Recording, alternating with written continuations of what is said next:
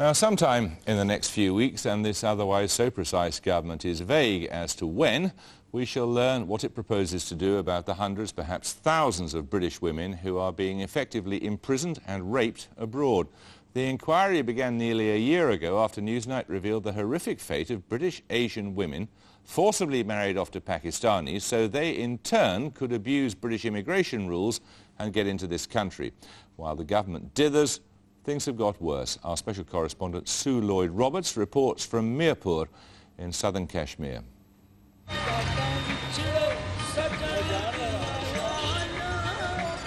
Mirpur is the kind of place where a man can feel at home. The region on the border between the Punjab and Kashmir is where most Pakistani-born immigrants came from to Britain in the 1960s.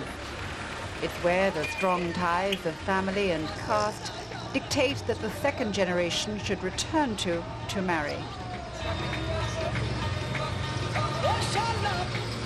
Those who come back find that custom and tradition are little changed. For example, a man in Mirpur isn't too proud to do the shopping. Far better that he should do it than risk the wife talking to a strange man. Wives and young women are only allowed out with heads covered and chaperoned. This is where hundreds of young British girls are abducted to and held against their will every year. The culture shock for these girls, most of whom are teenagers, is almost impossible to imagine. Brought up in the UK, where allegedly we believe in the equality of women, and where at least education for women is taken for granted, along with bathrooms with flush toilets, they find themselves in an environment where often they lack the most basic of amenities and where a woman is regarded as the property of a man. We found one of the many young British-born women who find themselves in this situation. Nazish is now in hiding in Pakistan. My mother-in-law would boast to her friends how her daughter from the UK was doing all the work. It was a small farm with goats, buffaloes and chickens.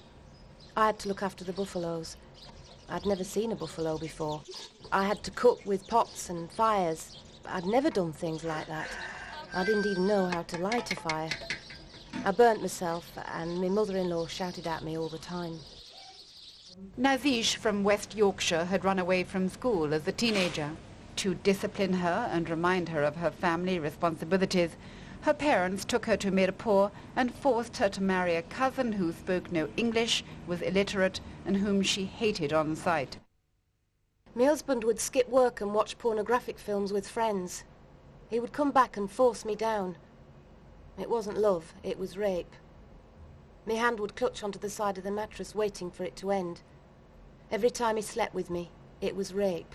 I asked her whether she tried to refuse to get married. During the ceremony, my mother stood on one side, my grandmother on the other.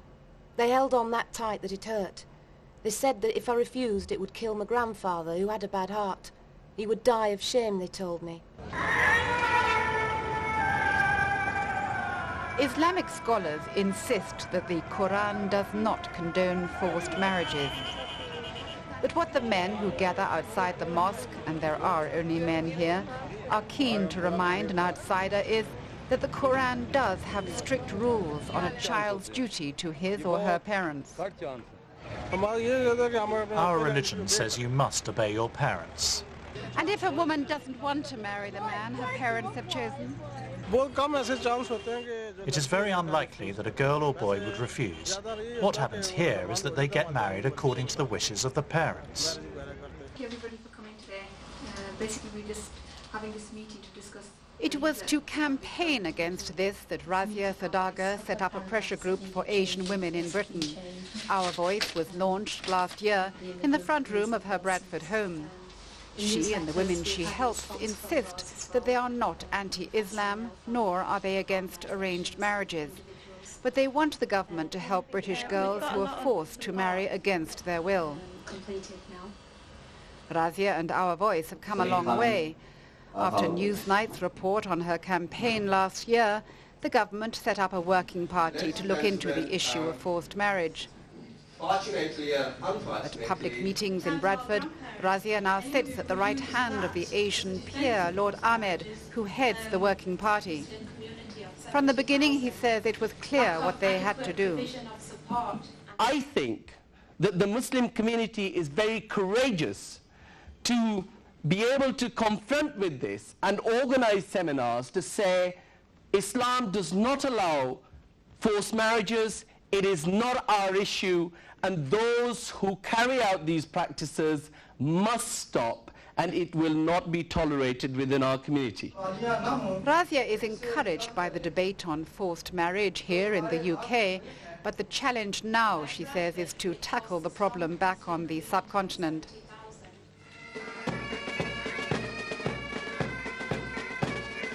A police band in Mirapur, a quaint reminder of the British Raj. But when I returned to Mirapur with Razia, she said that this is where the similarity between the British and Pakistani police end. Although outspoken and brave in Bradford, Razia is too scared to visit the police station alone, and she asks me to accompany her. She wants to ask how the police would react if a girl who had been forced into marriage asked them for help. Custodial rape is commonplace in Pakistan, and most women are scared of even going to a police station. With the camera left on, we asked the local police whether they ever help women who want to escape a forced marriage. They said, no, it's a family matter.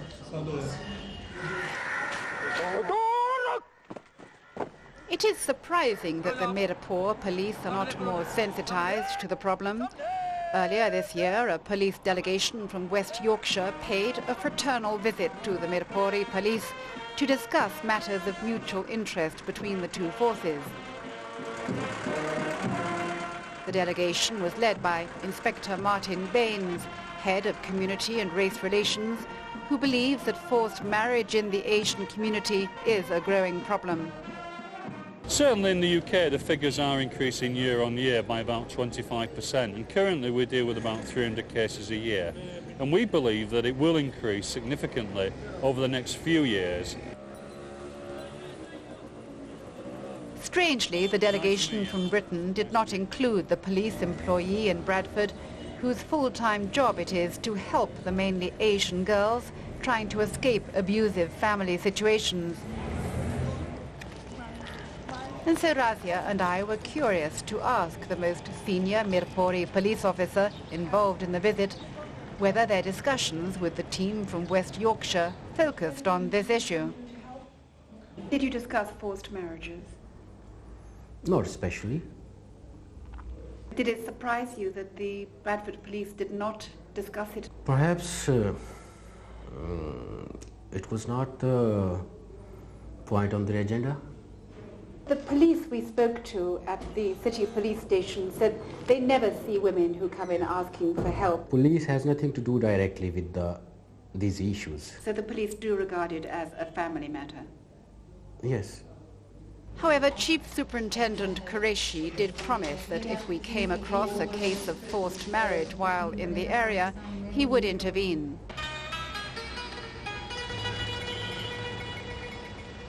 Mirpur is one of the richest regions in Pakistan, as illustrated by the number of marble palaces, which you don't see elsewhere in the country. They've been built on the money sent back to the region by successful immigrants in Britain. Understandably, it's every man's dream here to find a British bride, and he will appeal back to the extended family in the UK to find him one. Razia told me that girls are duped into coming to Mirpur by their families, usually on the pretext of visiting a dying relation or for the wedding of a cousin, only to be forced into marriage themselves. And once here, they have nowhere and no one to turn to. Razia can find only one person in Mirpur who wants to help, a human rights activist who says he has files on hundreds of girls in the area who are currently being held against their will. He's surprised that Razia is the first person from the UK who's come to see him. The thing is that British women and men are writing to us here for help, but it is the British government who should help those to whom they have given a passport. The British government is ignoring them. There is no facility for them. The British High Commission here in Pakistan has done nothing for them. If the British government wants to help, it should set up an office here in Mirpur. Razia agrees that an office in Mirpur would be the answer. Islamabad is too far away, 3 hours drive. And anyway, how is a girl who's not allowed to go anywhere unaccompanied supposed to get there? Leaving Razia in Mirpur, I went to the British High Commission in Islamabad. It's not a very welcoming place, as Nazish discovered when she telephoned, asking for help to escape her abusive husband. When I was really scared and I needed some support, the first thing that came into my mind was to contact the High Commission. I knew that they would help, and I was so relieved to hear the British voice when I phoned. He said, "How can I help you?" I said, "Look, I'm upset, frightened, and I need some support." The man asked if I was a British national, and I said I was. He then said, "But you're a Pakistani. You have a Pakistani name." I said, "Yes, but I have a British passport." He said, "Sorry, we can't help you," and he put the phone down. It was like something really hit me, and I went to pieces after that. The staff here explain that they are restricted in what they can do to help because of the dual nationality rules here. A Briton of Pakistani origin who returns to Pakistan is regarded as a Pakistani national by the authorities. The only resort for a Briton in trouble is to get here, to this patch of British soil. The High Commission says that girls who are seeking help must come here to Islamabad, but the problem is coming here outside the Commission building can be a danger in itself. As 2 girls from Bradford discovered last year as they queued here for help, they found the uncle who'd threatened to kill them was waiting here too. And a woman who has been forced to marry against her will may never get the chance to appeal in person for help. Men I talked to who were applying for visas said that although it was their new wives who were the British citizens, they came alone to seek the necessary permissions to settle in the UK. Their wives were not called in for an interview. Wouldn't it be a good idea for the High Commission to insist on seeing the wives who might be unwilling sponsors of unwanted husbands? Yes, I mean, in those circumstances it probably would be a very good idea to insist. As things stand at the moment, we can't insist, but it may well be a good idea. But you have local knowledge, so would this be a recommendation you could make to the government? Yes, we can certainly make this recommendation to policy makers in the UK to put this to people. And have you made this recommendation? No, not at the moment. Do you intend to? I could consider doing that, yes. Do you think it's a good idea? Yes. We're tipped off about a girl from West Yorkshire who has been forced to marry a cousin against her will. Dressed like a local, I set out to find her in a village in the Mirpur region. The case appeared especially urgent because the girl had already married the man of her choice back in the UK. If the religious authorities who've married her in Pakistan discover that she is already married, then she can be charged with bigamy and sentenced to death.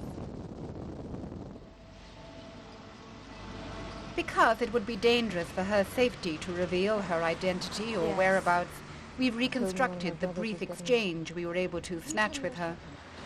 Were you forced into marriage? Yes. Do you want help? Yes. Do you want us to help you get out? Yes.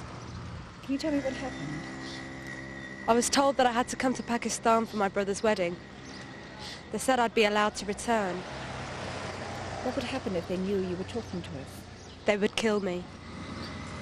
She told me that she had already run away twice, and each time the family had found her and beat her. They'd threatened to kill her if she tried again. We'd noted that there were guns in the house, and it seemed wise to look for help. Remembering that Superintendent Qureshi said I could call on him if necessary, we went back to the police station, again leaving the camera on. His deputy said they could only take a woman into protective custody at the request of a male member of her family. When we got to see the superintendent, We pointed out that it was the male members of her family who were beating her. He said he couldn't help. The only answer was to get her to the High Commission. It took 2 weeks of careful negotiation to get her parents to agree for her to come to Islamabad on a fake pretext. We told the High Commission about her case and they agreed to arrange to fly her back to the UK. After her meeting with officials, we talked to her. Again, we must protect her identity. Did you explain to your parents that forced marriage is against even Islamic law?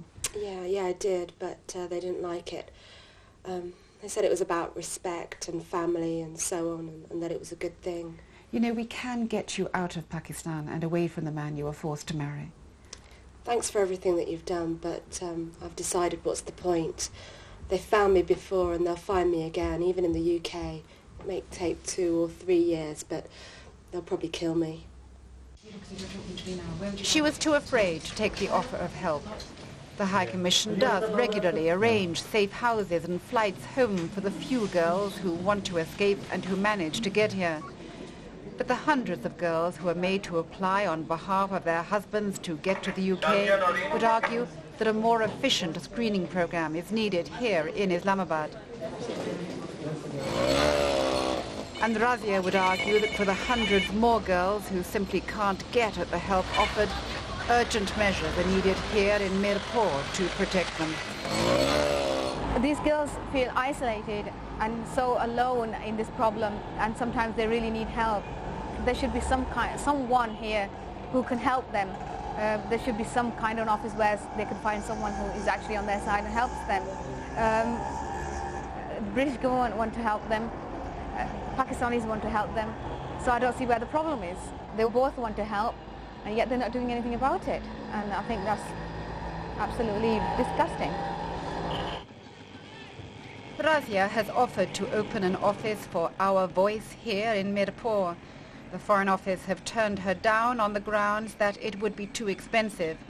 Razia and hundreds of girls like her are waiting to see what exactly the government is prepared to do to help them when the Working Party on Forced Marriages reports next month. That was Sue Lloyd-Roberts.